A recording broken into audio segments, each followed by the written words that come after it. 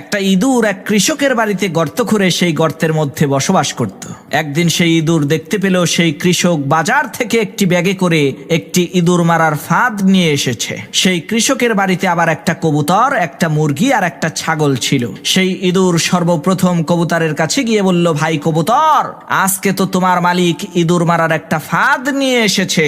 ইঁদুরের এই কথা শুনে কবুতর বলল, তাতে আমার কি? ওই ফাঁদ তো আমাকে মারার জন্য আনেনি, এনেছে তোমাকে মারার জন্য। এটা তোমার সমস্যা, তুমিই বোঝো। কবুতরের এই কথা শুনে সেই ইঁদুরটি নিরাশ হয়ে মুরগির কাছে যে ওই ইঁদুর মারার ফাঁদের কথাটা বলল। তখন মুরগিও এই একই কথা বলল, ভাই এটা তো তোমার সমস্যা, এর সাথে তো আমার কোনো লেনা দেনা নাই। মুরগির কথা শুনে সেই ইঁদুর আরো হতাশ হয়ে ছাগলের কাছে গিয়ে ওই ইঁদুর মারার ফাঁদটার কথা বলল। ইঁদুরের কথা শুনে ওই ছাগলটি হাসতে হাসতে বলতে লাগলো, ভাই তোমাকে মারার জন্যই আমার মালিক ওই ফাঁদ বাজার থেকে কিনে এনেছে, তাতে আমার কি সমস্যা? আমি তো খুবই আরামে আছি।